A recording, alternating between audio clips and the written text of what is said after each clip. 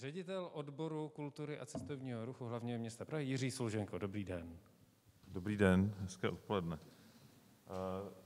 Já moc děkuji Adriáně a Petrovi za pozvání na tuhle konferenci a zároveň především Nové síti za její organizaci, protože to, že se tady vaše asociace potkávají takhle všechny najednou dohromady, je opravdu, myslím, jako významný milník tady v debatě mezi ať už státní správou, samosprávou a váma. Je to fajn. Zároveň já nemůžu zakrývat, že pocházím z vašich řad, takže ten dialog mi určitě není cizí a rád v něm budu pokračovat. Děkuji taky Sašovi, já jsem ti chtěl poděkovat za Artzónu během covidu, protože to byl můj nejlepší kulturní zážitek během covidu. Pokračuj. Ale je to takový oslý můstek vlastně jako reakce k tomu, že ty jsi zmiňoval tady v té dopolední části, že ty naše sektory nemají dostatečné množství dat a informací k tomu, aby dokázali seriózně argumentovat při debatě o tom, jaký mají dopad na ekonomiku, na zaměstnanost a tak dále. A my jsme ty data právě sečetli tak, abychom mohli během toho dubna, května, června tlačit na nějakou pomoc pro ten sektor. Já je tady možná zopakuju, Adriana je ode mě má, ale možná bude dobře tady připomenout, protože to buď posílí vaše sebevědomí, anebo to ukáže na tu možnou míru té destrukce, která taky se může stát, když se nic neudělá. V tom roce 2019, který byl pro všechny takový rekordní a úspěšný, tak ekonomika v Praze v oblasti kultury vytvářela spotřebu v řádu 38,3 miliard korun v tom roce 2019. A jenom pro státní rozpočet vlastně na daňových dopadech vygenerovala příjmy, to tady mám napsané někde,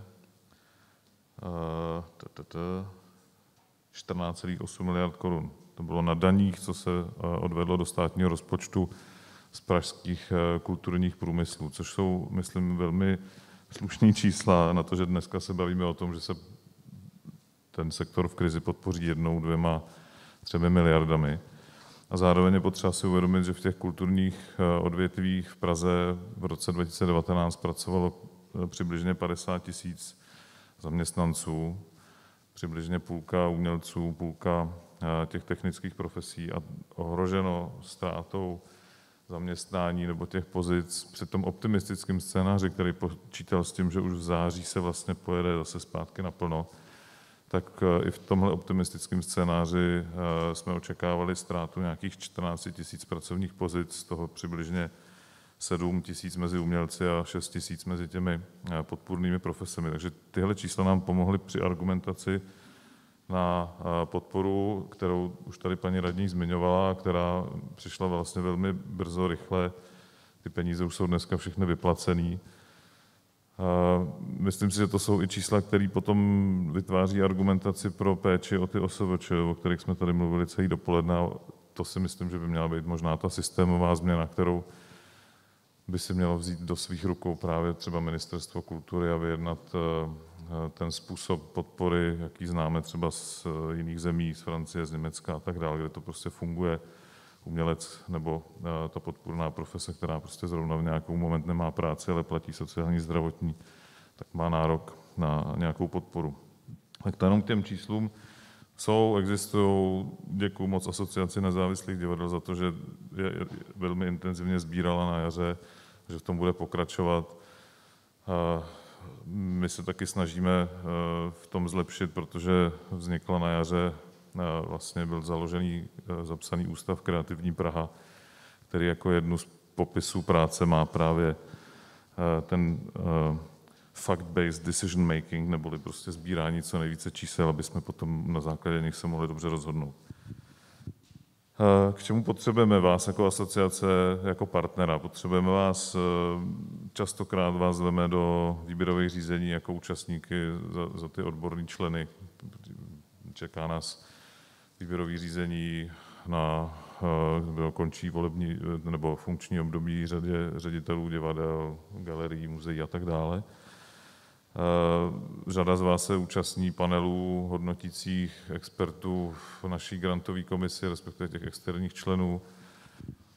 řada z vás tady je a myslím si, že to je správně. Určitě budeme možná i rádi za rozšíření ve smyslu třeba, že jsou určitý podreprezentovaný obory, jako jsou hudební kluby, které nemají žádnou takovou asociaci, která by je mohla reprezentovat a tím vlastně i nepřímo zvýšila kredibilitu toho hodnocení. Určitě vás budeme potřebovat při debatě o nový grantové politice, o který tady mluvila paní radní. Ta vzniká na roky 22 až 27, protože ta aktuální teď končí. Nebude to tak moc času. My potřebujeme už na konci října s váma mluvit o návrzích, které teď vzejdou z debaty s grantovou komisí, takže dáme vědět a určitě budeme moc rádi za oponenturu toho. Myslím si, že to je právě jedna z těch systémových změn, protože se musí tam reflektovat prostě priority i očekávání nějakého limitování finančních prostředků, které na ty granty budou.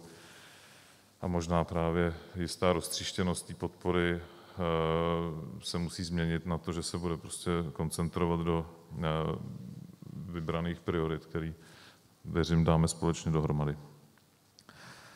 A samozřejmě s tím souvisí i nová kulturní politika, která taky končí na konci roku 2021.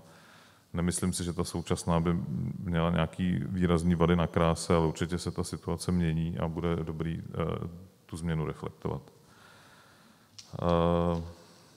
O kreativní Praze už jsem mluvil. Kromě toho, že bude mít na starosti zpracovávání výzkumu, tak právě má i jako jeden z úkolů aspoň jednou za rok realizovat událost, který říkáme Pražské kulturní fórum, tak věřím, že se to na jaře příštího roku stane a že se potkáme v podobném setkání společně a budeme mluvit třeba o nějakých úplně konkrétních tématech a zároveň upozorňuji, že prostor radničních domů na Malém náměstí je i místem pro setkávání, takže se můžete kdykoliv obrátit na Petra Peřinku, ředitele Kreativní Prahy, který se vám určitě rád vyjde vstříc s místnostma na semináře, na jednání, na debaty, na diskuze.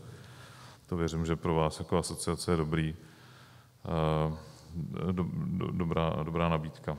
K těm debatám, ta nejbližší, která nás teď čeká, to bude takový relativně uzavřený kulatý stůl, asi 8-10 lidí.